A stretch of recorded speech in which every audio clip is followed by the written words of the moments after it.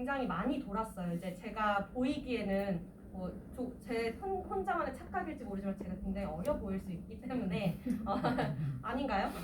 아니면 말고요. 그렇긴 한데 설명회를 조금 전국을 많이 돌았어요. 그래서 여러 가지 형태의 설명회를 해봤거든요. 뭐 입시 정보를 알려주는 설명회도 해봤고, 뭐 어떤 학생부 관리도 해봤고, 뭐 논술도 해봤고, 여러 가지 형태를 다 해봤는데 제가 느낀 건 뭐냐면 어차피 정보는 넘쳐나고요. 사실 유튜브만 보더라도 설명회보다 훨씬 더 나은 정보력이 있는 선생님들도 훨씬 많다고 저는 봐요. 근데 맨날 설명회를 많이 어머님들께서 돌아다니시긴 하는데 결과적으로 이걸 하는 게 좋을까요? 네, 마이크 해요. 어떻게 하는 걸까요? 그냥 예. 네? 설명회를 다양하게 해봤는데 제가 깨달은 건 뭐냐면 어차피 정보를 안다고 해서 그 정보를 잘 활용하는 방법을 아는 것과는 또 다르다고 생각을 해요. 그러니까 사실상 정보는 그렇게 중요하지 않고요. 그 정보를 어떻게 활용할 수 있는가에 대한 방법을 알려드려야 된다고 생각을 하면서 좀 그 전략을 맞출 수 있는 설명회 형태를 많이 이제 제가 좀 찾아 나갔던 것 같고, 그래서 오늘 드린 자료 같은 경우도 사실은 찾아보면 입시 설명회나 뭐 어떤 영상들에서 충분히 찾아보실 수 있는 정보들은 이 안에 있을 거예요. 거의 대부분이. 근데 이제 좀 그 안에서 제가 조금 더 곁들여서 설명을 많이 드리려고 하니까 그 부분을 중심으로 좀 봐주시면 될 것 같아요. 목차는 총 6가지로 되어 있긴 한데 우선 첫 번째로 학교생활기록부 작성 시 유의사항 이 부분을 좀 볼게요. 학생부라는 것을 중요한 것도 알겠고 심지어는 이제 지금 현재 고1, 2 아이들이 있는 경우들도 있으시지만 위에 이제 아이를 더 이제 보내보신 경우들도 있기 때문에 학생부가 난 뭔지 알고 어떻게 관리해야 되는지도 알아 라고 얘기를 하시는 분들이 되게 많아요. 근데 저는 그게 오히려 되게 독이 된다고 생각을 해요. 안다고 하지만 그 아는 게 제대로 알지 못하는 경우들이 너무 많거든요. 그래서 그 부분을 이제 조금 집중적으로 볼 건데, 그래서 제가 일부러 이 2022학년도 학교생활기록부 기재 요령이라고 되어 있는 이제 교육부에서 제공을 하는 자료가 있어요. 그래서 이 자료에서 주요한 부분들을 다 발췌를 해왔고, 이 자료 보셔도 어차피 제가 뽑아낸 정보들이 다이기 때문에 굳이 추가로 자료 보지 않으셔도 될 것 같아요. 그래서 일단 학교생활기록부라는 걸 왜 그렇게 중요하게 바라보느냐에 대해서 생각을 해봐야 되는데, 제가 최초에 이 입시 컨설팅을 시작을 했던 게 2014에서 15년도 사이라고 말씀을 드렸잖아요. 그때 어떤 변화가 생겼냐면 사실 우리가 지금 알고 있는 학생부 전형이라고 하는 것이 2015학년도부터 생겨난 전형이에요. 그 전에는 입학사정관 제도라고 불렀고 그때 제도의 특성과 지금의 제도의 특성이 많이 달라요. 그때 당시에는 사실은 형식적으로는 학생부를 종합적으로 평가하는 형태인 것처럼 보였지만 해외 고등학교 출신자라든지 어떤 사교육의 영향을 굉장히 많이 받는 전형이었고, 그때 당시에 논란이 됐던 게 사교육에 대한 어떤 열풍을 줄여야 된다라고 하면서 사교육 시장을 줄이고 공교육을 키워야 돼라는 취지에 따라서 교육부 정책이 바뀌었고, 그래서 학생부 종합전형 혹은 학생부 교과전형이라는 학생부 전형이 정착을 처음에 하기 시작을 합니다. 그때 이 학생부 이제 전형이다 보니까 말 그대로 학교 생활기록부를 중심으로 하는 전형이 되면서 학생부 관리가 굉장히 중요해졌고, 초반에는 그 관리의 시행착오를 굉장히 많이 겪었는데 최근에는 되게 많이 정착이 된 상태라고 보셔도 될 것 같아요. 지금 학교생활기록부 안에는 여러 가지 활동들을 기록을 할 수가 있어요. 근데 학교에서 실시하는 여러 가지 교육활동의 이수 상황이 모두 다 드러나는 게 원칙인데, 그 안에서는 굳이 관리를 할 필요가 없는 활동들도 많기 때문에 활동을 관리해야 되는 영역과 아닌 영역들을 조금 구분할 수 있게 오늘 설명을 드리겠습니다.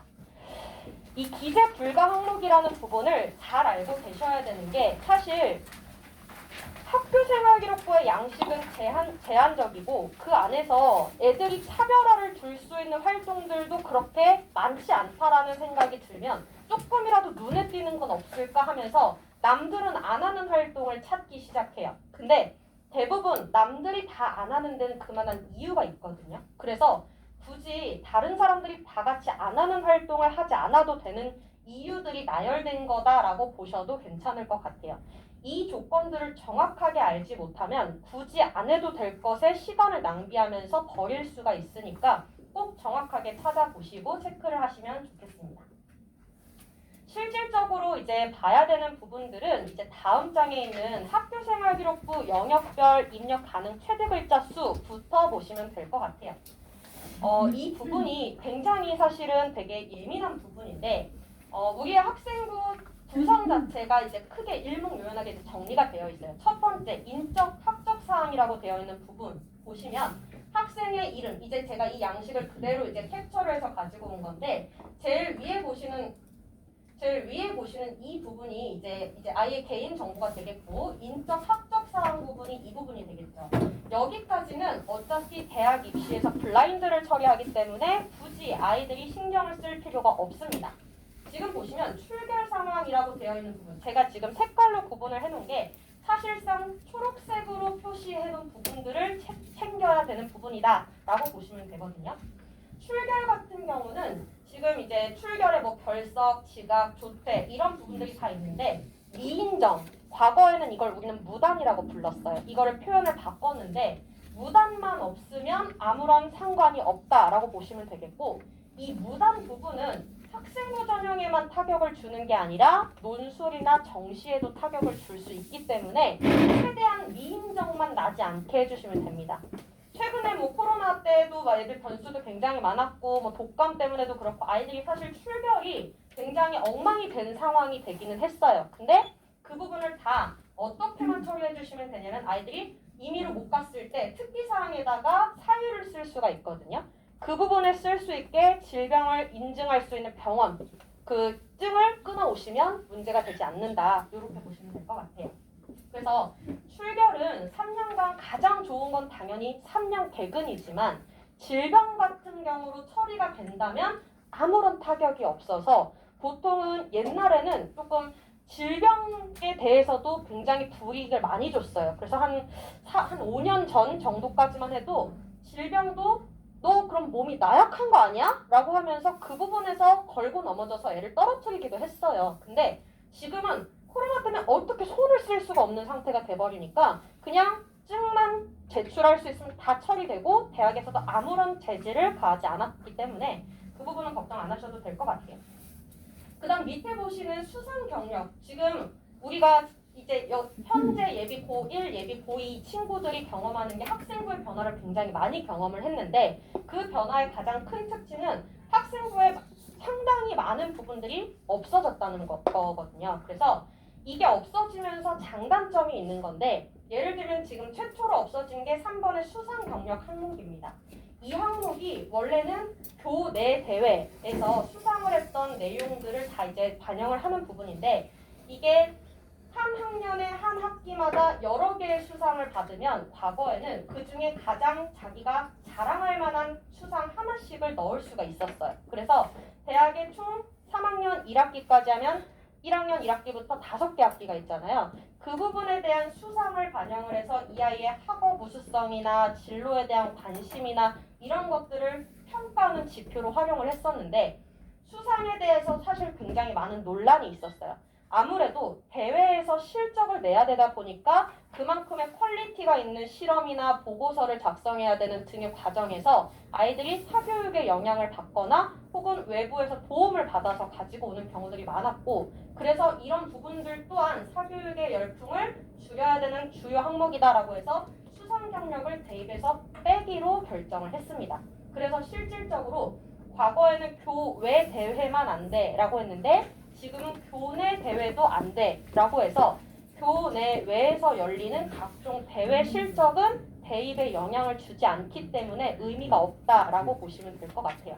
근데 그렇다고 해서 아예 안 하는 게 좋아라고 말씀을 드리긴 조금 어려워요. 어떤 부분이냐면 수상 경력이라는 것은 얘가 어떤 대회에서 어떤 수상을 받았어 라는 것을 증명해주는 말 그대로 실적을 보여주는 항목이지만 그 항목에 제출을 하지 않고 세부 능력 및 특기사항이라는 영역에다가 얘가 심화 탐구를 이런 내용을 해봤어 라고 추가로 기재할 수 있게 변형을 하면서 학생부를 만들기도 하거든요. 그래서 만약에 수상 내가 일단 중심은 이게 메인이 아니기 때문에 여기에 신경을 많이 쓸 필요는 없지만 만약에 내가 다른 교내 활동으로 역량을 충분히 보여줬는데 플러스 옵션을 조금 더 만들고 싶어 라고 하면 대회를 참가하되 수상을 하는 데 목적을 두는 게 아니라 그 대회에서 이루어졌던 탐구의 과정과 경험 자체를 누적을 해서 나중에 세특에다가 넣을 수 있게 만들어주시면 된다.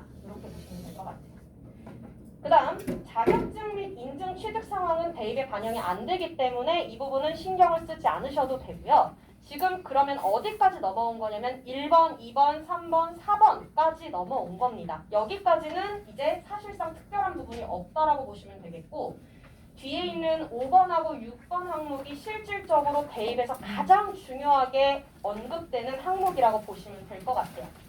5번이 창의적 체험활동 상황이라고 해서 크게 4가지 항목을 넣습니다.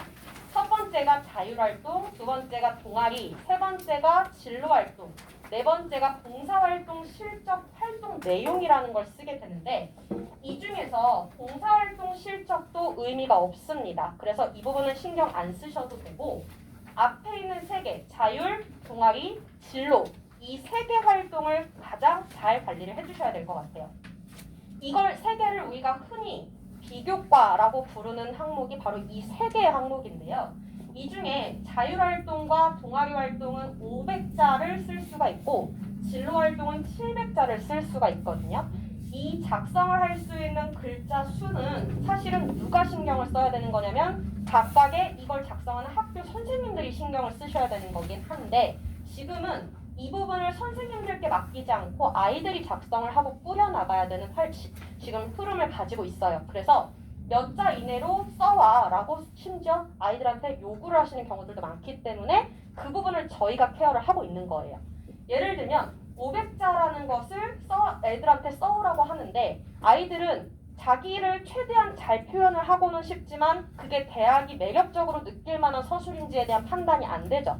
그러면 최선을 다해서 자기가 썼지만 의미가 없어져 버리니까 그 부분을 컨설팅을 받아서 제출을 해버리는 거예요. 근데 이제 어떻게 작성해야 되는지 요령을 알려드릴게요. 일단은 그리고 동아리 그리고 진로까지 받고 교과학습 발달 상황이라는 것 안에는 아이들이 가지고 있는 성적이라는 게 있고 그 밑에 보면 교과 세부 능력 및 특기사항이라는 영역이 있을 거예요. 그 부분에 각각의 교과목 선생님들이 500자 이내로 이 아이가 이 교과에서 어떻게 학습을 해나갔는지를 작성해 주시는 칸이에요.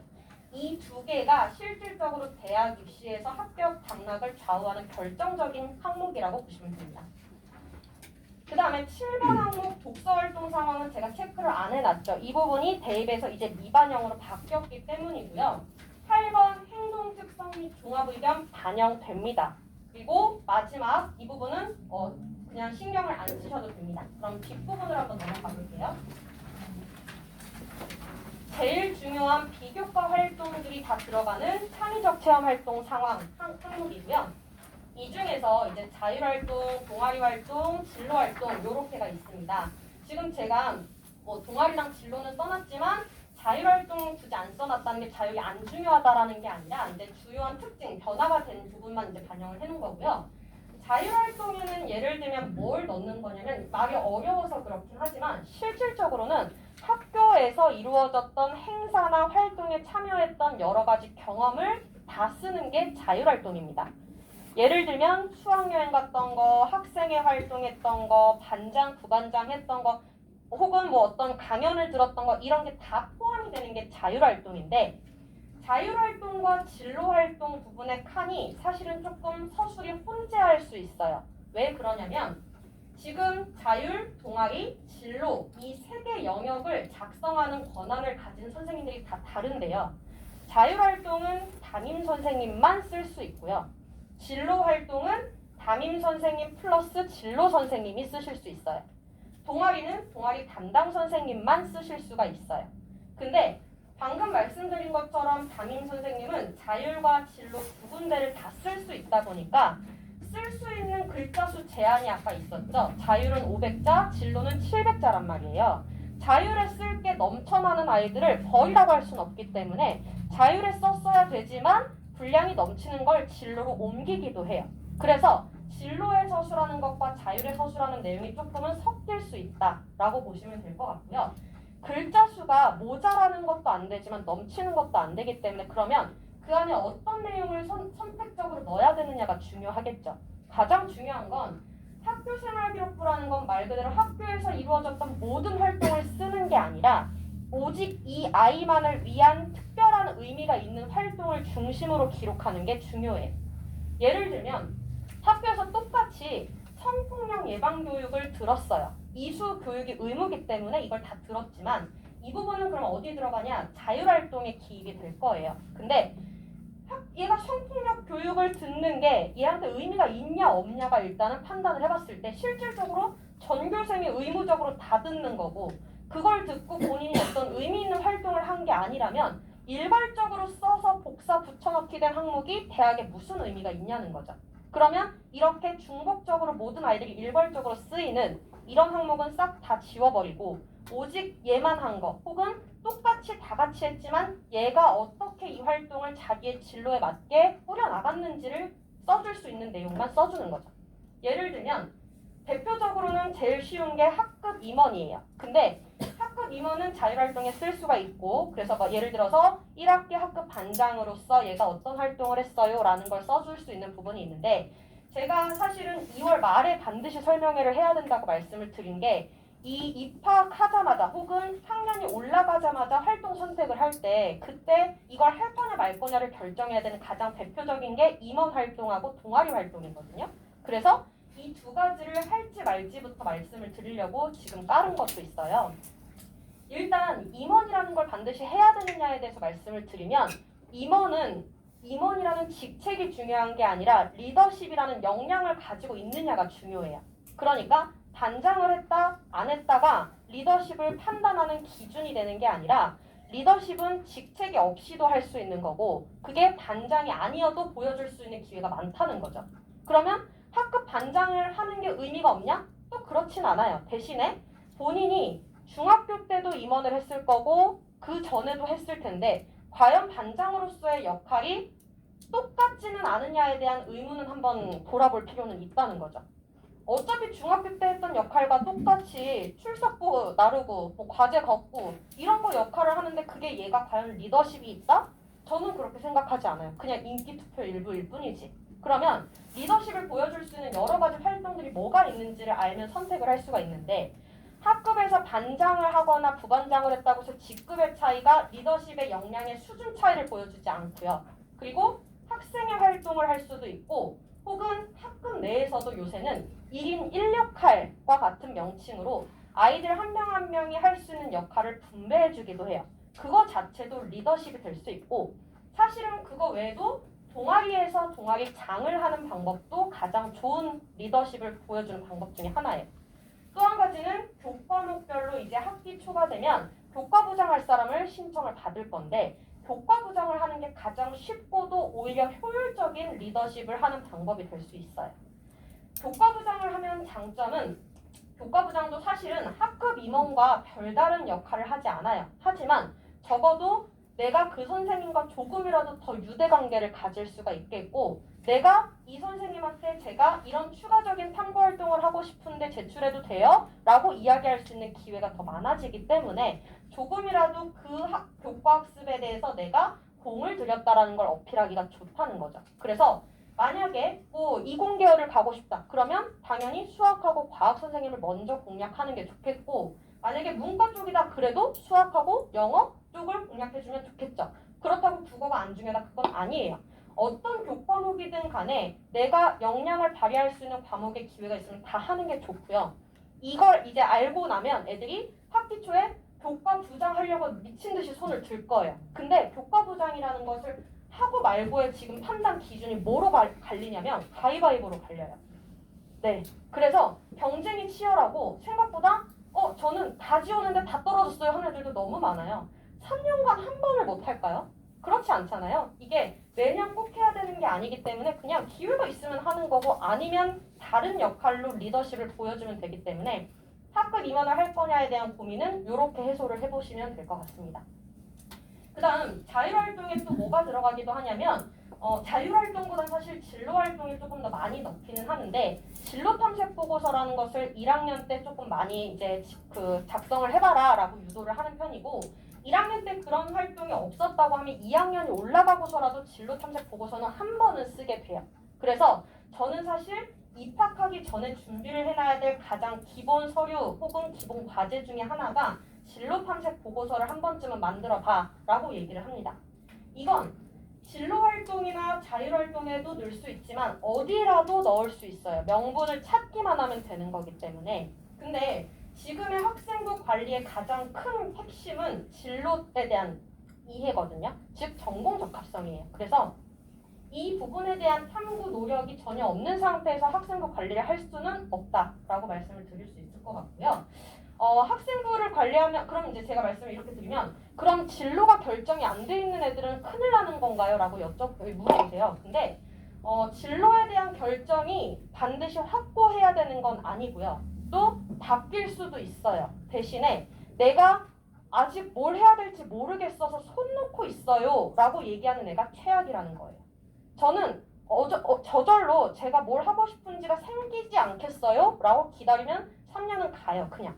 근데 제가 뭘 할 수 있을지 뭘 하고 싶은지를 모르기 때문에 제가 적어도 지금은 이쪽에 관심이 있어서 이걸 위해서 한번 노력해봤어요 라는 근거가 있어야 되는 거지 저절로 꿈이 생기지 않는단 말이에요. 근데 그런 노력조차 하지 않았으면 학생부 전형으로 갈 수가 없다. 이렇게 보셔도 될 것 같아요.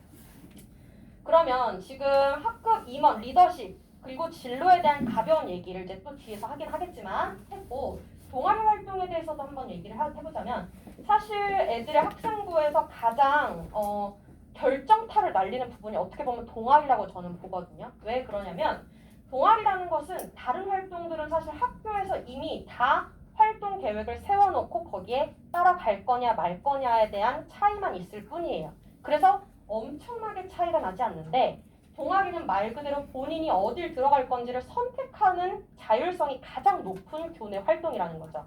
그래서 이 동아리의 명칭만 보더라도 어떤 활동을 하는 곳인지만 보더라도 얘가 우리 대학에 올 만한 아이인지 아닌지를 그 판단하는 기준이 될 수 있어요. 그래서 선택 자체가 굉장히 중요한데 예를 들어서 1학년에 들어가면 애들이 가장 많이 실수를 하는 게 동아리 선택을 보통은 3월 첫째 주에 안 하고요. 둘째 주에 동아리 애들이 돌면서 선배들이 돌면서 우리 동아리 이런 동아리예요 라고 홍보를 다녀요. 그러면 둘째 주 중반부터 3월 말까지 아이들을 면접을 치러요.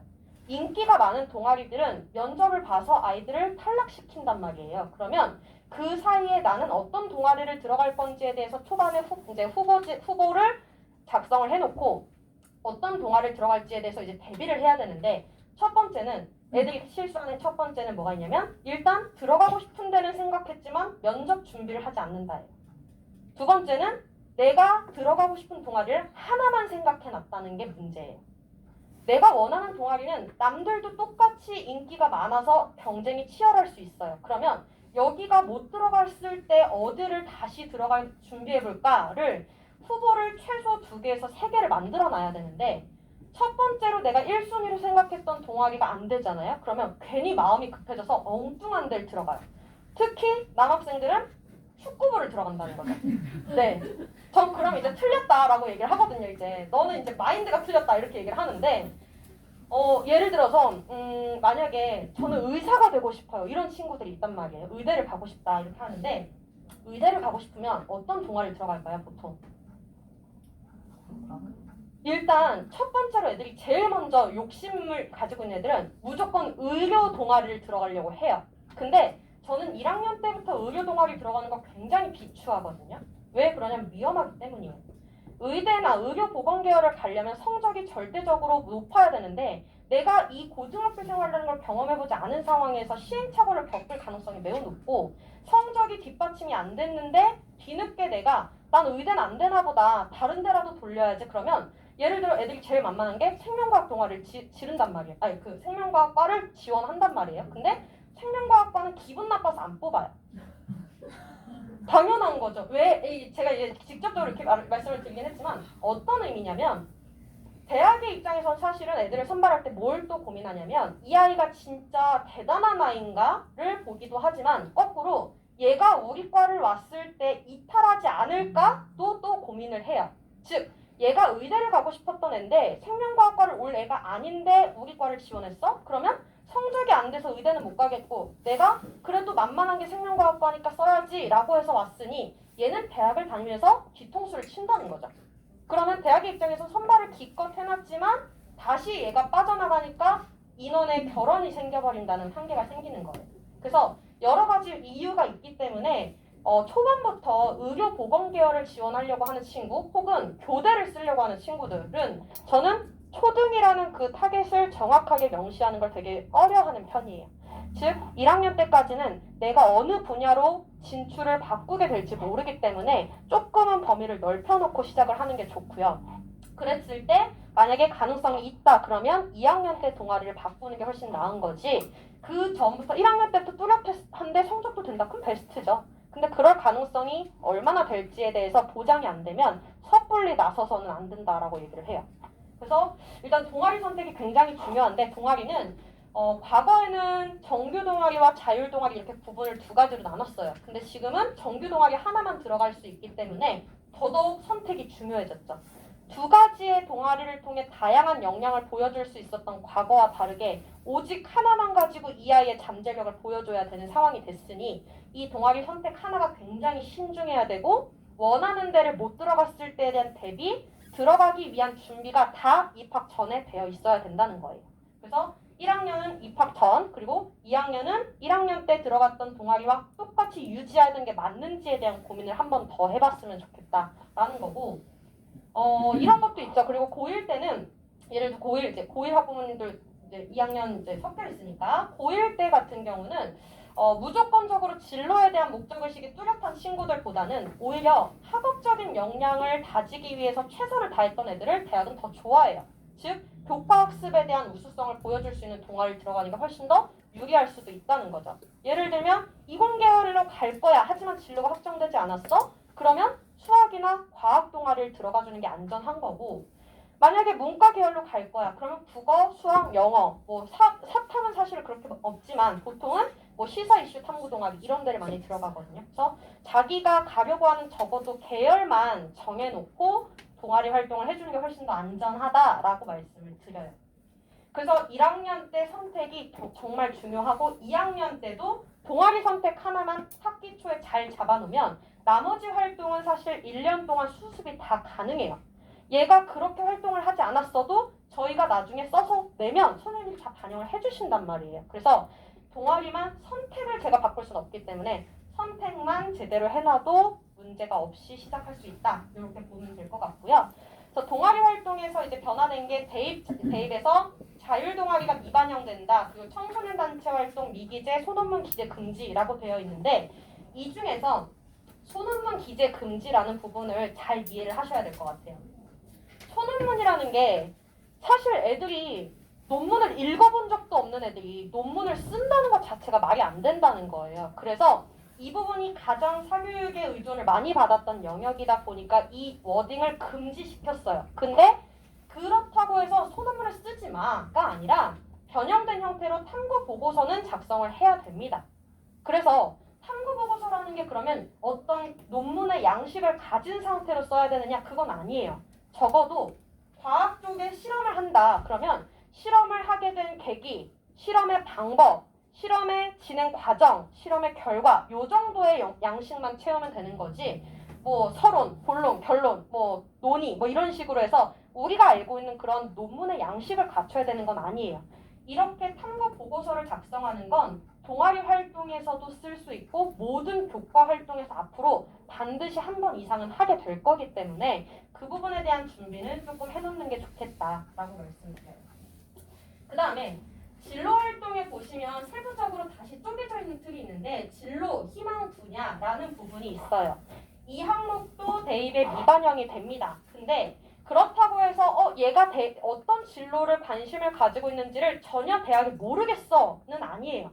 이 항목을 왜 대학에 반영 반영도 안 할 거면서 왜 이 양식은 남겨놨을까는 뭐냐면 이 부분에 기재된 내용을 보고 각 교과 선생님들과 담임 선생님들이 이 아이의 생활기록부를 만드는데 참고할 수 있게 활용하려고 하는 거예요. 근데 대학에는 제출이 안 되지만 결국 그 밑에 있는 진로활동 남은 양식 있잖아요. 거기에 선생님들이 어쨌든 결과적으로 직접적으로 얘가 이런 분야에 관심이 있어요 라는 워딩을 씁니다. 그래서 얘가 만약에 의사, 내과 의사가 꿈이에요 라고 얘기를 해버리면 선생님들이 다 얘가 내과 의사가 되게 만들어주고 싶으니까 좋은 의도에서 얘는 내과 의사가 꿈인 아이여서 학교 내에서도 이런 활동을 되게 신경을 많이 썼어 라고 어필을 해주는데 그게 이 아이한테 독이 될 수 있다는 거예요. 그래서 방향을 넓혀놓고 선생님한테 제출을 해놓으면 선생님들이 1학년 혹은 2학년 때까지는 조금 범위를 넓은 상태에서 잡아주고 실질적으로 확실한 분야로 타겟팅하는 건 2학년에서 3학년 사이에 만들어주시는 게 제일 안전합니다. 그래서 이렇게 해서 1학년, 2학년, 3학년에 지금 창의적 체험활동 상황을 기입할 수 있는 양식이 있는데 1학년, 2학년, 3학년 양식이 똑같다고 해서 똑같은 형태로 쓰는 건 아니에요. 당연한 거지만 얘가 3년을 시간을 보낸 만큼 누적되고 성장된 모습이 보여야 되겠죠. 그래서 1학년 때 했던 활동들보다 조금 더 발전되거나 혹은 다양한 모습을 2학년 때 보여주고 2학년 때까지 보여주지 못했던 부족한 점을 찾아내서 3학년을 보완하고 이런 식으로 학생부 관리를 들어가는 게 제일 이제 일반적인 방식이다라고 보시면 될 것 같아요. 자, 그러면 이제 사실 비교과 활동도 비교과 활동이지만 이제 다들 아시겠지만 성적이 안 되면 아무것도 못합니다. 그래서 성적이 관건인데 교과학습 발달 상황이라고 하는 양식에 보시면 성적을 입력하는 숫자를 입력할 수 있는 부분이 있고 그 밑에 세부능력 및 특기사항이라는 부분을 작성할 수 있는 칸이 있습니다. 일단 성적, 수치로 반영을 할 수 있는 위의 부분이 우리가 흔히 정량평가합니다 라고 했을 때 참고하는 자료입니다. 그래서 숫자 등급이 이 안에 지표가 나올 텐데 그 등급의 평균이나 이런 걸 환산해서 입시를 치르는 게 학생부 교과 전형이고요. 학생부 종합 전형은 이 정량평가할 수 있는 숫자 이외에 교과 세부능력 및 특기사항 부분을 더 중요하게 심사를 합니다. 또 학생부 교과와 종합의 가장 큰 차이는 교과 전형은 주로 주요 과목 위주로만 반영을 합니다. 문과 계열은 국, 수, 영, 사를 중심으로 반영하고 한국사 포함이고요. 이과 계열은 이공 계열은 국, 수, 영, 과를 중심으로 반영을 합니다. 근데 교과 전형은 다른 거 아무것도 안 보고 숫자만 보는데 그것도 주요 과목만 반영해. 당연한 거지만 입시 결과의 커트라인이 높을 수밖에 없어요. 그러면 성적의 기준이 조금 완화될 수 있고 여러 가지의 잠재성을 보는 게 그래서 학생부 종합전형이다라고 보시면 되는 거죠. 그러면 이 안에서 중요한 게 과연 등급만일까라고 보시면 일단 교과 전형은 딱 등급만 반영을 하는데요. 그 등급을 반영하는 방식은 대학마다 다릅니다. 대학들은 중요한 과목의 비율을 더 높이고 환산하는 방식을 학년에 따라 다르게 하기도 해요.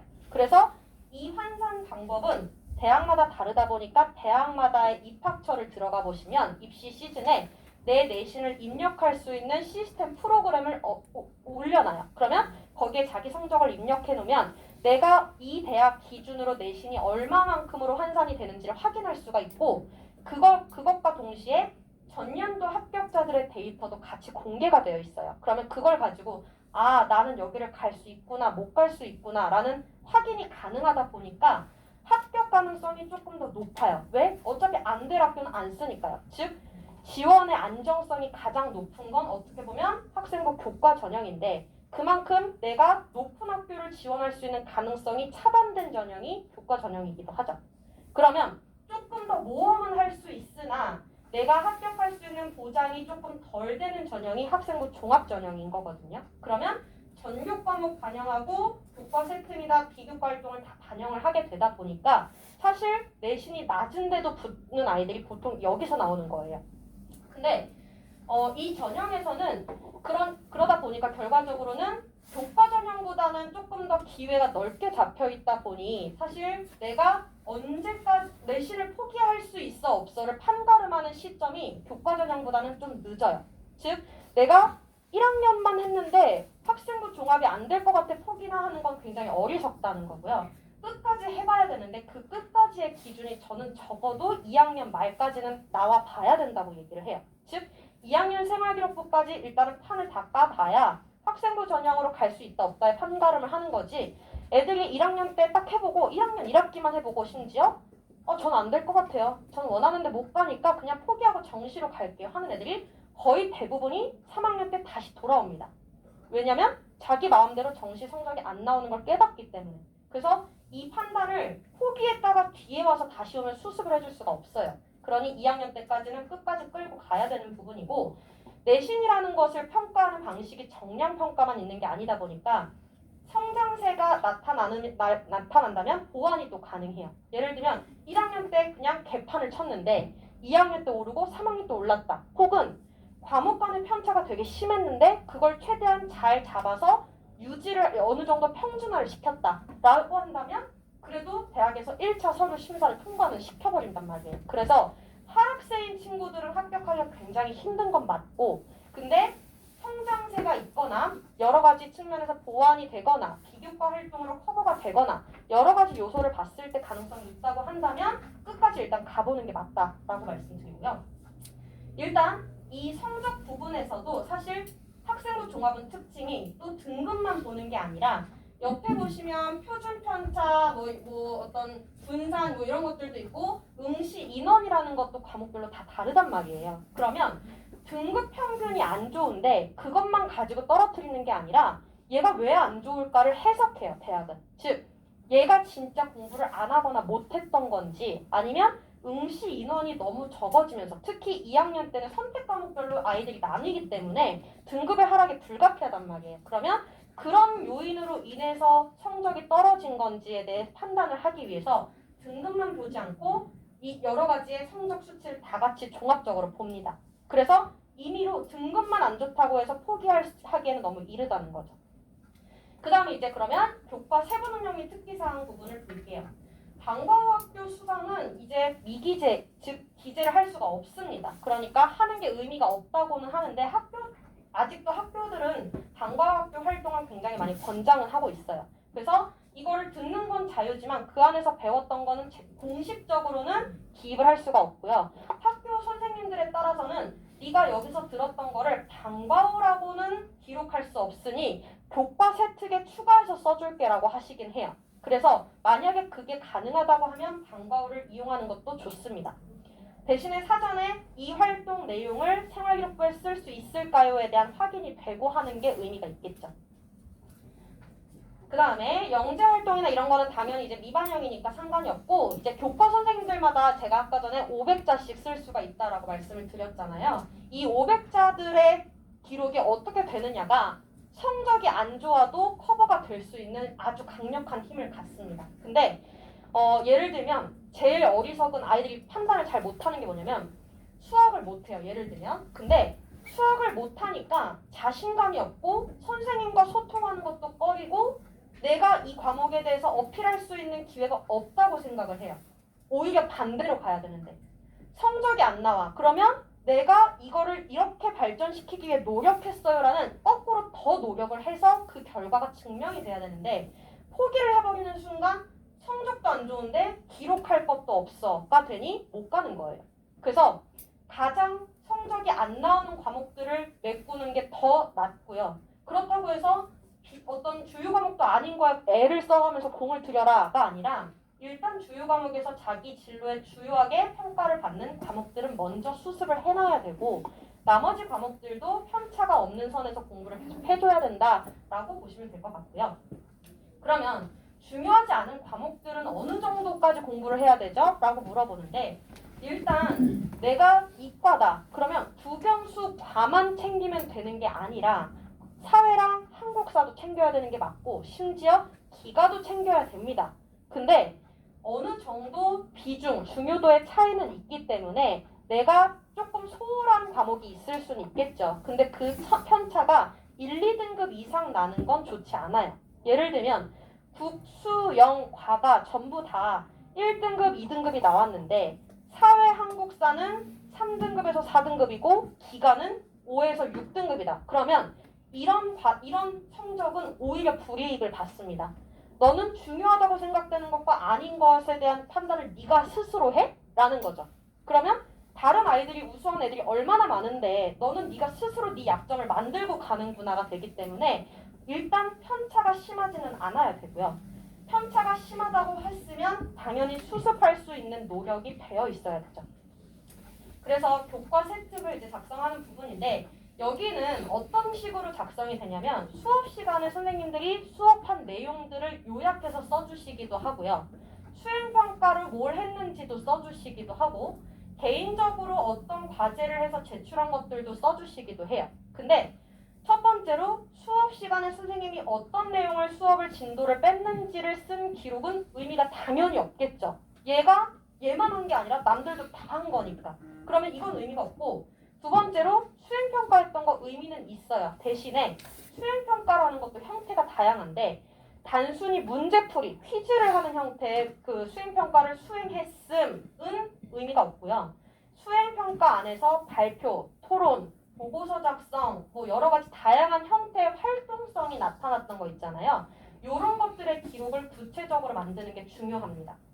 그래서 수행평가로 만약에 이루어진다고 했을 때 뭐 그게 그냥 PPT 내 혹은 독후감 써서 내라고 얘기를 하시면 그걸 열심히 하는 것도 좋지만 그런 기회를 자기가 스스로 확장하는 능력도 중요하죠. 예를 들면 독후감 써서 내라고 얘기하면 사실 그래서 아이들의 자기 주도성이 중요한데 독후감 써서 내 그거 생활기록부에 써줄게 라고 얘기를 하시면 독후감만 쓰는 게 아니라 그 독후감의 내용이 진로와 관련이 있거나 혹은 그래서 이 책을 읽고 내가 생각해봤던 또 다른 사회 이슈랑 연계를 해서 자기 스스로 논평글을 작성해본다든지 라는 식의 추가 옵션을 걸면 그것도 자기의 수행평가 활동 역량으로 선생님들이 써주신다는 거예요.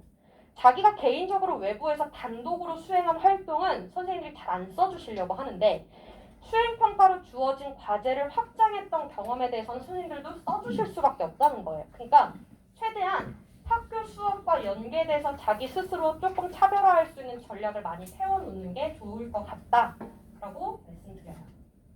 그래서 어찌됐건 뭐 발표나 이런 것들을 많이 하고 독서도 많이 하는데 입학 전이나 혹은 방학 지금 2학년 올라가는 친구들 준비를 해야 되는 게 아까 전에 제가 동아리 선택에 대한 얘기도 말씀을 드렸지만 지금 두 번째로는 독서도 저는 되게 많이 강조해요. 진로 탐색 보고서 아까 말씀드렸고 세 번째가 지금 독서록 작성을 이제 요청을 드리는데 독서록이라는 게 과거에는 독서 활동 상황이라고 작성할 수 있는 칸이 따로 있었어요. 항목이. 근데 그때 지금 달라진 게 보시면 여기 보시는 것처럼 7번 독서활동 상황이라는 항목이 학생부 자체는 여전히 살아는 있으나 대학에는 제출이 안 됩니다. 그러면 과거와 달라진 장단점이 뭐가 있냐면 독서활동을 기록을 할 수 있었을 때는 자기가 독서량을 많이 늘리면 늘릴수록 학생부의 양이 늘어났어요. 거꾸로 말하면 그걸 채우기 위해 양을 늘리기 위해 애들이 개고생을 했다는 얘기죠. 근데 지금 이 항목이 없어지면서 이제는 어떻게 바뀐 거냐면 독서의 양보다는 질이 중요해진 거예요. 독서를 안 해도 된다가 아니라 하나를 읽더라도 제대로 읽어야 된다는 얘기고 그걸 어디다 반영하냐면 방금 보고 있었던 교과 세부 능력 및 특기사항에 선생님들이 수행평가로 시키실 거예요. 그래서 모든 교과목들에서 한 권씩은 반영이 될 수 있고 혹은 아예 수행평가로 국어뿐만이 아니라 수학, 사회, 과학, 영어 모든 선생님들이 수행평가로 독후감을 쓰게 하기 때문에 3년간 어딘가에는 쓸 수 있도록 미리 준비를 해놓는 게 안전하죠. 그래서 저는 입학 전에 보통 제가 이제 관리를 시작하는 애들 입학 전부터 컨설팅 애들이 굉장히 많거든요. 근데 그런 애들한테는 저는 시작하기 전부터 독후감 10권 작성을 시키고 입학을 시킵니다. 그래서 준비를 할 때 그러면 독후감이라는 걸 작성하는 게 얼마나 돼야 되냐, 어떻게 선택을 해야 되냐 하는데 책을 선정하는 것 자체가 중요하다고 말씀을 드렸잖아요. 즉 부모님이 선정해 주시는 건 의미가 없고요. 아이들이 직접 선정을 해야 되는데요. 아이들이 선정을 할 때 자기가 한 번도 제대로 스스로 의지를 가지고 독후감을 책을 읽어본 적이 없기 때문에 선정하는 방법 자체를 고민해 본 적이 없는 거예요. 예를 들면 제가 이제 알려주는 방법은 도서 구매 사이트를 들어가라고 얘기를 해요. 즉 집에서 어디 없나 어슬렁거리고 도서관을 찾아보고 해봤자 어차피 퀄리티를 판단할 수 없기 때문에 도서 구매 사이트 온라인에 얼마나 잘 돼 있는지 직접 들어가 보시면 느끼실 거예요. 거기 보면 세부적으로 항목들을 되게 많이 쪼개놨고 그 중에서도 어떤 사이트를 들어가도 예스입사, 교보문고, 알라딘 다 들어가 보셔도 청소년이라는 탭이 있을 거예요. 그러면 청소년들이 읽을 만한 수준의 책들이 거기서도 다시 세분화가 되어 있어요. 청소년 국어, 청소년 수학, 청소년 과학, 청소년 영어, 청소년 뭐 학습법 이런 식으로 분류가 다 되어 있거든요. 그러면 그 중에 내가 필요한 영역을 찾아서 들어가는 거예요. 그러면 들어가 보면 책 추천 리스트, 거기에 리스트가 엄청나게 많이 있겠죠. 도서 구매 사이트니까. 그걸 아무거나 읽어서 다 되는 게 아니라 청소년에는 중학생과 고등학생이 섞여 있기 때문에 이게 얘가 읽을 만한 수준인지에 대한 판단이 필요해요. 그래서 일단 딱 봐도 이제 초딩이 아니기 때문에 시각적으로도 이 책이 내가 읽을 만한 수준인지 아닌지를 스스로 인지할 수 있어야 되고, 즉 너무 누가 봐도 동화책 같이 생겼는데 고등학생이 읽고 있으면 당연히 안 좋겠죠. 그러니까 책의 이미지를 보고 그리고 관심이 가는 책의 제목이 있으면 그걸 직접 클릭해서 들어가 보면 그 사이트들에서 자체적으로 책 소개와 목차 소개라는 것을 다 써놨어요. 그거를 꼭 읽고 선정을 하는 겁니다. 내가 읽을 만한 수준인지 아닌지를 너무 낮은지 혹은 너무 높은지에 대한 판단을 하고 내가 이 책을 읽어야겠다라고 결심을 하면 일단 구매를 하고 그 전에 책에 대한 소개와 목차 소개를 가지고 독후감의 서론을 쓰는 거예요. 예를 들면 책의 소개를 봤더니 이런 아이들에게 도움이 되는 책이라고 해서 관심이 갔다라고 얘기를 써보는 거죠. 독후감의 퀄리티가 중요한 게 아니라 어떤 책을 선정해서 어떤 생각을 했느냐가 중요한 거기 때문에 퀄리티에 상관없이 자유롭게 써도 되는데 대신에 선정 계기는 정확하게 생각을 해야 돼요. 왜 그러냐면 일단 설명을 마저 드리면 내가 이 책을 읽기로 했다라고 결심을 했는데 목차 소개를 제가 왜 보라고 말씀을 드리냐면 부모님들이 제일 답답하신 게 공부하는 것도 바빠 죽겠는데 어느 세월에 얘를 책을 읽히냐, 책 읽기도 싫어하는데 라고 말씀을 하시는데 책을 읽는 방법의 변화가 필요해요. 책을 우리는 예전에는 처음부터 끝까지 완독을 해야 되고 내용을 다 알아야 된다고 생각을 하는데 지금의 독서는 그렇게 할 수가 없어요. 그러니 목차 중에 관심이 가는 부분만 골라서 읽어야 되는 거죠. 오히려 전체를 다 읽는다고 해서 애들은 어차피 기억하지 못해요. 그러면 한 부분이라도 제대로 읽었으면 좋겠다는데 그 목차 하나가 고작 10페이지에서 20페이지밖에 안 돼요. 그러면 그거 읽는 거는 할 수 있다는 거죠. 그리고 애들한테 성실하고 규칙적으로 책을 읽어라라고 요구하지 마세요. 애들은 어차피 안 해요. 그러면 언제 해야 되냐? 몰아서 해야 돼요. 시험이 끝난 직후, 방학 때 그냥 하루 날 잡아서 하루 동안 그냥 10권 다 써 라고 저는 얘기를 하거든요. 그럼 애들 그렇게는 해요. 근데 일주일에 한 번씩 독후감 써와? 안 해요. 바빠요. 시간 없었어요. 수행평가에 치였어요 라고 얘기를 하죠. 그래서 방법과 요령이 좀 필요한 거고 이 책을 읽고 나서 왜 제가 이렇게 스스로 찾아봐야 되고 스스로 써야 돼요 이렇게 말씀을 드리냐면 독후감에 대해서 애들이 가장 많이 갖는 두려움은 면접이에요. 면접에서 제가 읽었던 책에 대해서 질문하면 어떻게 하죠? 라고 물어보는데 질문하기도 하거든요. 근데 줄거리 설명해봐라고는 안 물어봐요. 왜냐면 줄거리를 아느냐가 중요한 게 아니라 이 책이 너한테 어떤 의미가 있었냐가 중요하기 때문에 너 이 책 왜 읽었어? 혹은 이 책이 너한테 의미는 있었니? 무슨 생각이 들었어? 를 물어본다는 거죠. 줄거리 사실 교수들도 그 책 안 읽었기 때문에 모른다는 거예요. 면접관이 모르는 책에 대해서 줄거리 확인을 할 수도 없고요. 면접관이 한 명이 아니라 보통 2명에서 3명이 들어가기 때문에 더더욱 물어볼 수가 없어요. 그러니 줄거리가 중요한 게 아니라 이 책을 내가 읽었던 명분만 확실하게 가지고 있으면 되고 1학년 때부터 3학년 때까지 독서의 양은 줄고 질은 높아졌으니 독후감을 3년간 잘 축적만 해놓으면 면접 대비는 그것만 한꺼번에 보면은 준비가 가능하다는 거예요. 이렇게 준비를 하시는 게 가장 쉽다 이렇게 보시면 되고요. 석차 등급은 이제 주요 과목들 우리가 이제 그냥 일반 교과목들은 이제 1등급부터 9등급까지로 환산을 하고 진로 선택 과목이라는 것은 A, B, C 이런 식으로 등급으로 환산을 하죠. 진로 선택 과목의 중요도가 많이 올라갔다고는 하나 여전히 사실은 큰 의미는 없기 때문에 우선은 주요 과목 9등급으로 환산하는 과목들에 신경을 많이 써주시면 좋겠습니다. 그래서 2학년, 3학년도 양식은 똑같다라고 보시면 될 것 같고요. 그럼 이제 마지막으로 행동 특성 및 종합 의견 쪽으로 갈게요. 행동 특성 및 종합 의견도 누가 작성하시냐면 담임 선생님이 쓰십니다. 그래서 사실상 생활기록부 작성에서 가장 많은 소통을 해야 되는 게 어떻게 보면 담임 선생님이고요.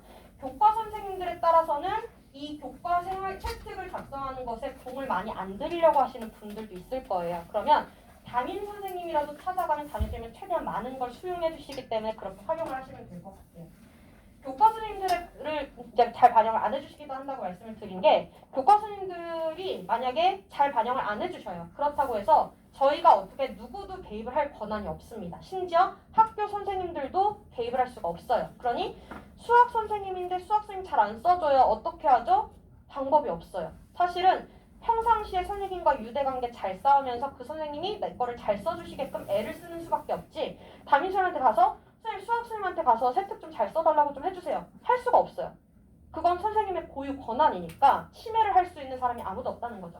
그래서 그 부분은 이제 빼고 일단 행동 특성 및 종합 의견으로 가자면 여기는 학생이 1년간 평상시에 어떻게 행동했고 인성에 대해서 어떤 특징이 나타났는지에 대해서 선생님이 1년간 관찰한 내용을 종합적으로 씁니다. 그래서 예를 들면은 인성이라고 하니까 배려, 나눔, 협력, 갈등 관리, 리더십 발휘 같은 걸 실천했던 사례 같은 거를 선생님들이 써주시기도 하고요. 혹은 얘가 진로 목표가 이쪽이었는데 이걸 위해서 얘는 이렇게까지 노력해봤어요라고 아까 자율 진로에서 쓰지 못했던 걸 여기 또 분산을 해서 가지고 오기도 해요. 근데 아무래도 이 부분에서는 종합적으로 좀 약간 추상적인 서술을 하다 보니까 대학의 입장에서는 아까 봤던 창의적 체험활동 상황이나 교과 세부 능력 및 특기 사항만큼 그렇게 유의해서 읽지는 않아요. 그러니 이 부분보다는 방금 두 개 항목에 조금 더 신경을 많이 써주면 좋겠다라고 보시면 되고 그래서 지금 설명드렸던 작성을 할 수 있는 주체가 어떻게 구분되는지에 대해서 지금 다시 한번 정리를 해놨으니까 이걸 보시고 선생님들을 찾아가시면 될 것 같다. 그리고 이제 맨 마지막에 보시면 학교생활기록부의 서술형 항목은 교사가 직접 관찰, 평가한 내용을 근거로 입력하고 그래서 학교 바깥에서 자기가 개인적으로 했던 자료를 안 받아주시는 거예요. 그리고 학교 교육 계획에 따라 실시한 교육활동 중 교사의 지도하에 학생이 직접 작성한 자료는 활용할 수 있다. 그래서 선생님들이 학교 수행평가로 안 시켰지만 아이가 개인적으로 해왔던 걸 반영해 주시기도 한다라는 것도 이 안에서 들어갔을 때 포함됐을 때 선생님들이 판단해서 이제 반영을 해주신다. 이렇게 보시면 됩니다. 자 그리고 이제 학교 생활의 주요 이슈를 이제 종합적으로 이제 보는 건데 이제 3학년들은 이제 빼고 1, 2학년들 것만 이제 종합적으로 대략적인 시기를 이제 보여드리는 거예요. 이거를 왜 자꾸 제가 이렇게 정리를 해봤냐면 일단 1학년은 경험을 안 해봤기 때문에 계속해서 뒤통수를 맞고요. 2학년은 1학년 때 해봤다고는 생각하지만 까먹었기 때문에 그 시기에 한다는 걸 몰라요. 그래서 이 시기에 이걸 해야 돼라는 것을 알려주기 위해서 제가 간단하게 지금까지 설명했던 거를 정리를 해놓은 건데요. 일단 이제 입학을 할 예정이 이제 1학년들 친구들 3월 모의고사를 준비해야 되나요? 라고 물어보는데 저는 이제 개인적으로는 굳이 할 필요는 없다예요. 근데 중요하지 않다가 아니고요. 굳이 그 모의고사의 성적을 잘 받기 위해 준비할 필요는 없다예요. 왜 그러냐면 이 3월 모의고사는 어떤 목적으로 선생님들이 활용하시냐면 아이들의 서열을 확인하는 첫 이미지로 확인을 해요. 그러니 성적이 높으면 당연히 선생님들이 눈에 띄기 때문에 한 번이라도 더 볼 수 있다는 장점이 있지만 제가 굳이 팁이 없다라고 말씀을 드리는 건 그 시험을 위해 공을 들이기엔 3월 초에 챙겨야 될 게 너무나도 많고 이 모의고사 성적은 대학에 반영되지 않기 때문에 실질적인 증거로서의 효력이 없다는 거죠. 그래서 굳이 하진 않아도 되는데 그래도 성의는 보여서 최선을 다해서 봐라 라고 말씀을 드리고 2학년은 그럼 해야 되냐 물어보시면 2학년도 사실 그렇게 신경을 쓰진 않아도 된다예요. 왜냐하면 이 시험 자체를 제가 얘기하는 목적을 정확하게 이해하셔야 되는 게 그 시험의 성과를 이 시험지의 성과를 잘 보이기 위한 목적으로 공부하지 말라는 거예요. 이 시험은 어찌됐건 내 수능에도 전혀 영향을 주지 않아요. 근데 오직 그 시험의 점수를 잘 받기 위해 잘 찍으면 장땡이라고 생각하는 그 습관이 길들어버리면 애들은 3학년 때도 똑같이 그렇게 공부를 해버려요. 근데 3학년들이 가장 타격을 입는 게 매번 시험을 매달 본단 말이에요. 3월, 4월, 5월에 다 보는데 3월에 볼 때 일단 그 시험을 잘 봐야 돼. 4월에 볼 때 그 시험 잘 봐야 돼. 그러면 애들이 1희 1비를 해버리면서 멘탈이 나가요. 그러면 내가 수능날 어떻게 해야 되지가 아니라 당장 앞에 닥칠 시험에 대한 집착만 하게 돼서 공부의 균형이 깨질 수 있다라는 점이에요. 그래서 그런 부분만 경계해서 공부를 해줬으면 좋겠다라는 부분이고요. 중간고사는 보통 4월 말에서 5월 중순 사이, 그리고 기말고사는 6월 말에서 7월 말 사이에 많이 치르고요. 수행평가는 선생님들마다 그 권한이 다 다르다 보니까 제각각 수시로 이루어진다 보시면 되고요. 1학기 생활기록부 작성이라는 게 기말고사가 끝나면서부터 작성을 하시는데 사실 이 부분은 거의 이루어지지 않습니다.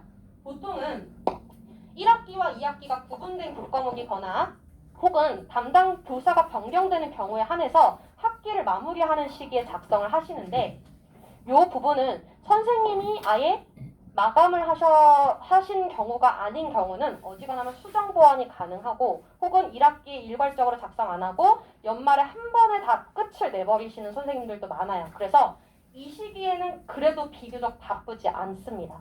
그리고 이제 5월 중간고사가 끝나는 시점부터 사실 1학기가 끝나는 시점까지 주로 2학년, 3학년 선택 과목 조사를 하게 되는데 이 시기에는 처음에는 가조사이기 때문에 그렇게 실질적으로 결정이 되지는 않지만 그래도 가조사에서 큰 변화가 없으면 그대로 갈 가능성도 있고요. 선호도 조사를 바탕으로 2차 조사를 대부분은 많이 실시를 하니까 그렇게 참고해서 선택 과목을 1학년 중에 1학년 1학기 중에 어느 정도 생각해야 되는구나 알고 계시면 될 것 같아요. 선택 과목을 그럼 뭘로 해야 되나요?도 전 되게 많이 질문을 받는데 정답은 없죠. 당연한 거지만 근데 아무래도 내가 수능에서 영향을 받을 수 있는 것들도 고려해야 되지만 우리 학교에서 각 선택 과목들마다의 수가 많을수록 유리할 수 있다는 것은 좀 있어요. 그러니까 절대적으로 얘가 정말 저는 공대를 가야 돼서 물리를 해야 돼요. 근데 물리 선택자가 14명이에요. 하면 등급에서 박살이 나기 때문에 공대를 못 간다는 거죠. 그러니까 일단 대학을 갈 수 있는 구조를 만들어야 되는 건데 그렇다고 해서 물리를 안 하는 게 나아라고 얘기할 수는 없기 때문에 조금 상황을 종합적으로 보고 결정을 하는 게 좋겠다. 이렇게 봅니다. 2학기로 넘어가시면 사실 비슷한 패턴이 반복이 되긴 하는데 제일 중요한 게 결국에는 전체 생활기록부 작성이 집중되는 시기 12월 초부터 방학 중 2월 말까지 생활기록부를 작성을 합니다. 이 시기가 저희는 가장 바쁜 시기거든요. 이걸 작성을 잘 못해버리면 1년간 개고생을 해도 아무 의미가 없고요.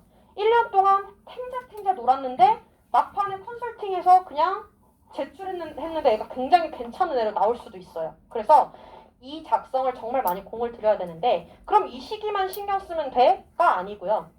컨설팅이라는 것 자체가 예전에는 사실은 3학년들이 입시 수능을 치르고 그때 그냥 성적 가지고 어느 대학을 갈 수 있는지 판정하기 위한 목적으로 컨설팅을 많이 했단 말이에요. 근데 지금은 학생부 채택을 첨삭하는 시기에 몰리기도 하지만 상시로 컨설팅을 해요. 왜냐하면 이 시기에 학생부를 잘 작성을 하려면 얘가 1년간 3월부터 12월까지 얼마나 잘 보냈는지를 1년의 활동을 전부 다 알고 있어야 돼요. 근데 얘네들이 아무 생각 없이 넉놓고 있다가 12월에 다 얘들아 생활기록부에 쓸 거 있으면 가져와 라고 선생님들이 하시면 양식을 주시기도 하고 안 주시기도 해요. 그랬는데 거길 작성을 뭘 해야 되지? 라고 막연하게 생각했는데 당연히 얘네는 3월, 4월이 기억이 안 나요.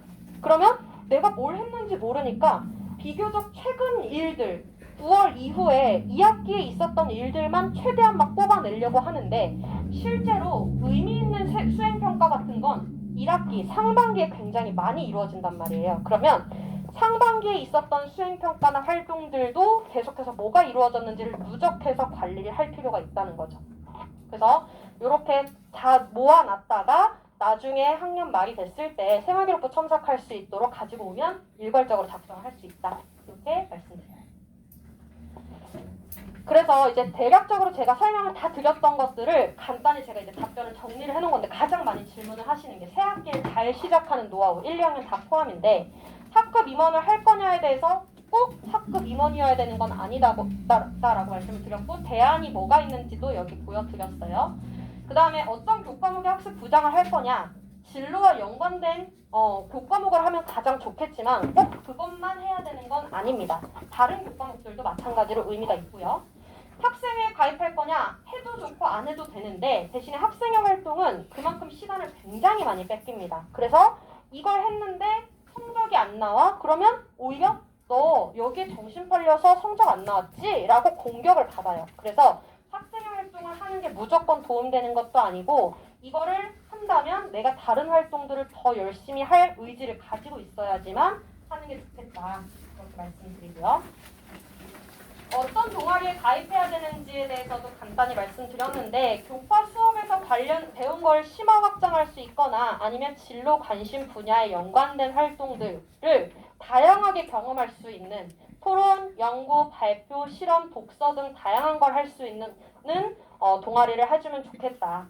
그리고 내가 원했던 데를 못 갈 수도 있으니 후보까지 생각해두면 좋겠다. 이렇게 말씀드렸고 준비해야 할 것이 교과목별 선행학습 외에는 더 없을까? 진로에 대한 고민과 준비입니다. 그래서 이거를 진로 탐색 보고서의 형식으로 미리 만들어 놓으면 이게 교과 세특이 될지 자율이나 진로가 될지 어디가 될지 모르겠지만 어딘가에 반드시 쓸 수 있다. 이렇게 보여드리고요.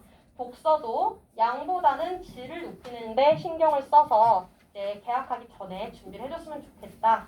이렇게 정리해놨습니다.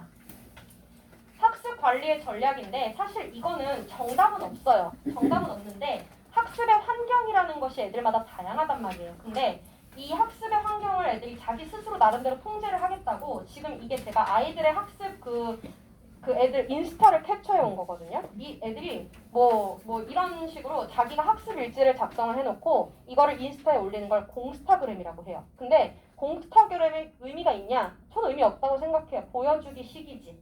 물론 공부를 잘하는 애들은 의미가 있어요. 자기 스스로 알아서 잘하기 때문에. 근데 이걸 하면 성적이 오를 거야는 착각이라고 생각해요. 그래서 이 공스타그램도 의미 없고 플래너를 작성하는 방법도 애들마다 맞는 방식이 다르거든요. 플래너를 무조건 써라고 저는 하지 않아요. 그 대신에 플래너라는 것의 의미는 두 가지 형태가 있다는 건 알려줘요.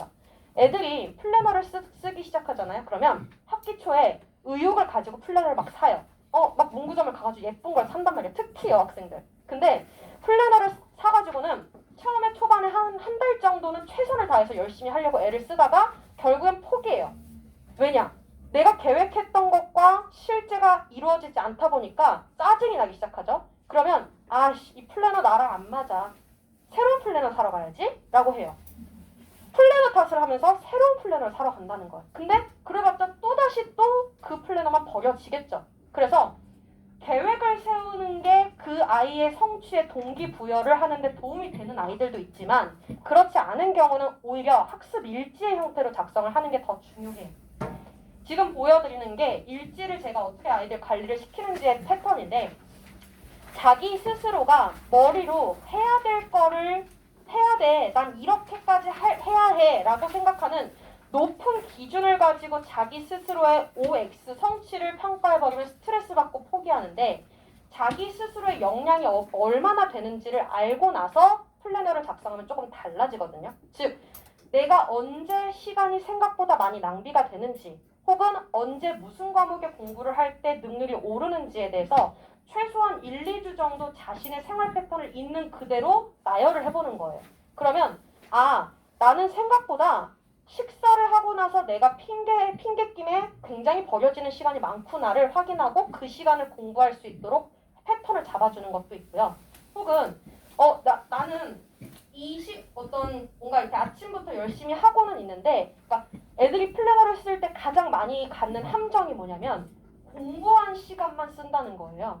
공부한 시간만 쓰잖아요. 그러면 애들은 자기가 마치 하루 종일 자기 인생의 거의 100%를 공부하는데 바치는 애들인 줄 알아요. 근데 하루에 일어나서 잠들 때까지의 자기의 일과를 핸드폰 만진 시간, 씻은 시간, 간식 먹은 시간, 친구 만나서 수다 떤 시간, 바람 쐬고 온 시간 이걸 다 작성을 시켜보면 자기 스스로가 깨달아요. 엄마가 너 맨날 놀잖아 이렇게 얘기를 해봤자 엄마가 뭘 알아 이렇게 얘기할 거예요. 특히 고등학생들은 자기 머리가 컸다고 생각하기 때문에 엄마가 개입하는 걸 극도로 꺼리고 오히려 엄마와의 단절을 원하게끔 될 거예요. 그래서 부모님이 개입하셔도 소용이 없어요. 그래서 제가 사실은 어떻게 말씀을 드리냐면 오늘 제가 되게 많은 설명을 드리는데 부모님들이 제 설명을 들으면 아 맞아 공감은 하시거든요. 근데 집에 가시면 뭘 해야 될지 몰라요. 왜냐하면 할 수 없거든요. 부모님들이 개입을 하시려고 해도 제가 똑같은 말을 부모님의 말을 똑같이 하면 제 말은 듣거든요. 근데 엄마 말은 안 들어요. 그래서 저는 하지 마시라고 얘기를 하거든요. 그냥 저희한테 말씀하세요. 제가 전달할게요 라고 얘기를 하는 게 싸움만 납니다. 어차피 바뀌지 않아요 애들은. 그래서 일지를 작성하고 자기가 어떻게 공부를 이제 해나가야 되는지에 대해서 이제 정리해 놓은 거고 특히나 제가 1시간 이상 움직이지 말고 하나에 몰입하라고 말씀을 드리는 이유가 왜 1시간인가에 대한 명분을 애들은 알아듣지 못하면 안 하거든요. 1시간이라는 기준은 뭐냐면 기본적으로 시험을 치르는 시간을 기준으로 제가 잡은 거예요. 시험을 치르려면 처음에만 높은 집중력을 가지고 있다고 되는 게 아니라 끝까지 높은 집중력을 유지할 수 있어야 되는데 애들은 집중력이 30분, 20분으로만 훈련이 되어 있다 보니까 뒷문제들에서 주구장창 틀리는 거예요. 난이도가 높아서 틀리는 게 아니라 집중력이 발휘되지 않아서 실수가 뒤에서 더 많이 나온다는 거예요. 그래서 집중력을 유지할 수 있는 훈련을 해야 되고 오히려 또 반대로 강박이 너무 심해서 저는 쉬는 거에 대한 죄책감이 느껴져요 하는 친구들이 있는데 쉬는 것도 우리는 학교 생활이라는 게 쉬는 시간을 10분, 15분에 길이 들어있다 보니까 15분 이상 쉬는 시간을 가지면 얘가 잘못됐다고 생각을 하는데 그렇진 않아요. 애들마다 능률이 다르고 오히려 10분이라는 그 규칙 안에 제한을 뒀을 때 충분히 자기의 휴식 준비가 안 됐는데 자기 스스로 억지로 끌고 가다 보면 거기서 슬럼프가 와요. 그래서 오히려 충분히 집중력이 완전히 깨졌을 때는 버티기보다는 휴식을 취해라. 대신에 저는 시간 제한을 20분에서 30분으로 줍니다. 30분이 넘어가기 시작하면 머리도 컴퓨터와 똑같기 때문에 부팅하는데 시간이 다시 필요해져요. 그래서 파워를 끈 셈이기 때문에 자기가 다시 공부해야지 라고 생각해도 그 공부에 몰입해서 들어갈 때까지 시간이 또 걸려버린단 말이에요. 그래서 20분이 딱 좋고 20분 동안은 뭘 해도 신경 쓰지 않는 게 제일 좋다. 이렇게 말씀드리고요. 그 다음에 이제 보여지는 데 집착하는 애들, 특히 여학생들, 이제 제가 남녀 구분을 이렇게 하고 싶은 건 아닌데 저도 관리를 하다 보니 여학생들이 꼭 이렇게 필기를 한단 말이죠. 그래서 이것도 공부학을 제가 다 퍼온 건데 이렇게 열심히 예쁘게 필기를 하는 게 좋지만 시간이 너무 많이 걸리고 그래서 원칙을 다음과 같이 4개로 제가 정리를 해놓은 거예요. 그래서 요거 한번 아이들 보여주시면 좋을 것 같고요. 이제 세특을 작성하는 방법에 대해서도 이제 알고 계시긴 해야 되니까 말씀을 드리면 일단 교과 수업 시간에 배웠던 게 기준이에요. 그래서 수업에서 했던 것과 별개로 내가 선행학습을 했다고 해서 선행학습한 내용을 가지고 심화 탐구할 생각을 하면 안 되고 수업 시간에 했던 것과 연계해서 심화 확장을 해주는 역할을 해줄 필요가 있다. 이렇게 보시면 되고요. 그래서 교과학습에서 했던 내용이 예를 들어 화학에서 공유결합과 이온결합을 잘 이해하고 있고 탐구심이 높아서 금속결합과 배기결합 등을 추가로 공부했다가 팩트라면 거기에 대해서 저는 질문을 이렇게 던지죠.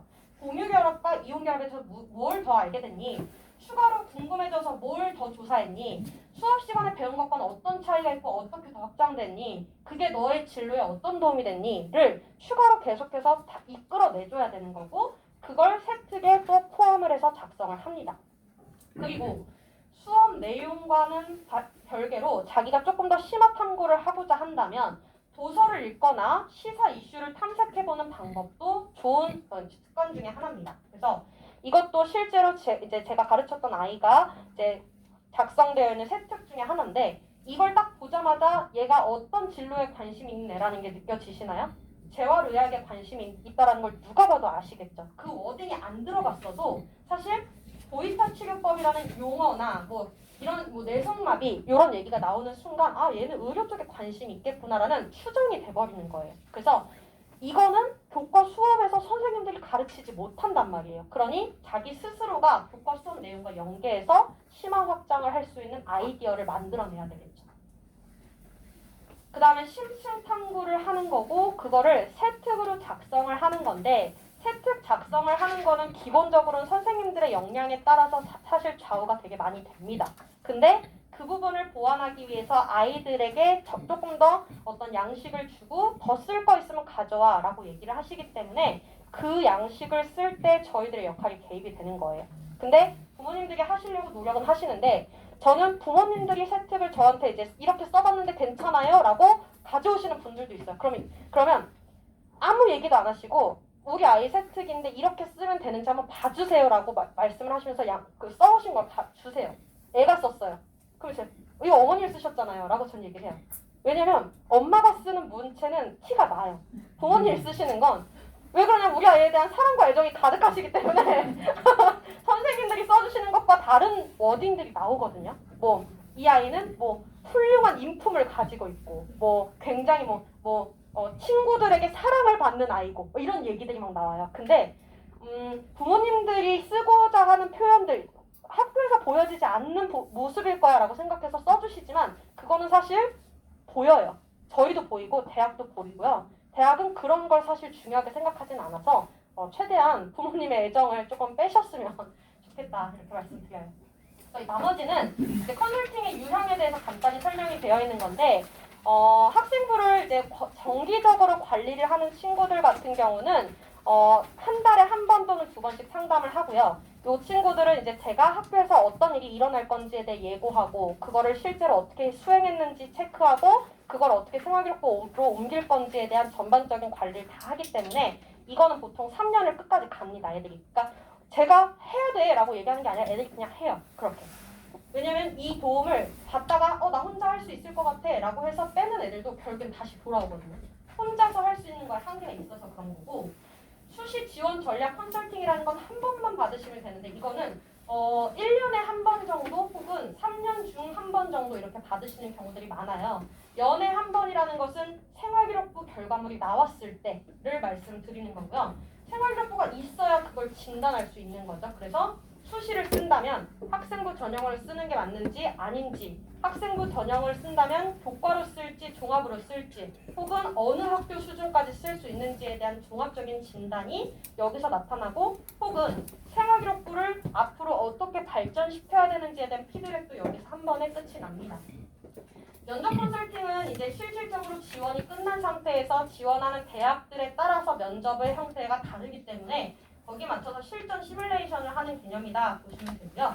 정시 배치 컨설팅도 정시 결과가 나오면 하는 부분이니까 나중에 보시면 될 것 같아요.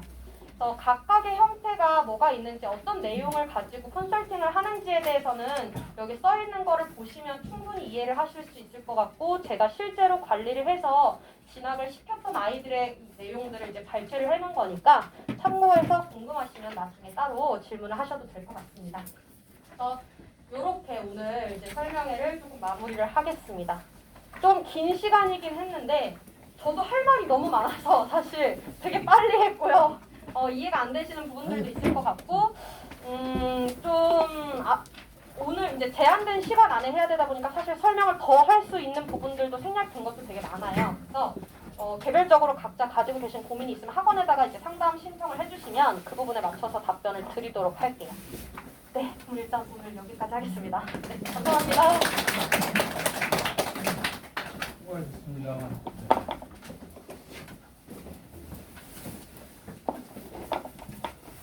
어떻게 청량음료를 마신 것 같지 않아요?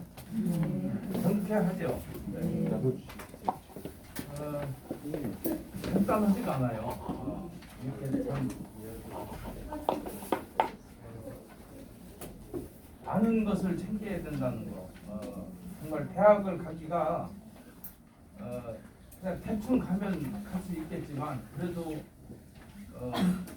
우리 아이들이 원하는 대학을 가려면 이렇게 간단하지가 않습니다. 그래서 이렇게 우리가 부모님들이 이런 걸 잘 알고 이렇게 대응을 해주시면 아이들이 많이 편하겠죠. 그래서 입시 정보에 대해서 또 입시 제도에 대해서 좀 이렇게 을 갖추셔가지고 전략을 이렇게 짜시는 게 좋습니다. 우리 정주영 선생님은 사실 우리 학원에서 논술 강의를 겸하고 있어요. 인문 논술 강의를 겸하고 있고, 그 다음에 입시전략 연구소장을 이렇게 겸하고 있습니다. 그래서 늘 상설되어 있기 때문에 언제든지 이렇게 신청을 하시거나 하시면 상담을 해드릴 수가 있습니다. 궁금한 사항들은 해고드로 전화를 주시면 되고요. 그 다음에 오늘 그 결지에 있는 신청서를 작성을 해주시면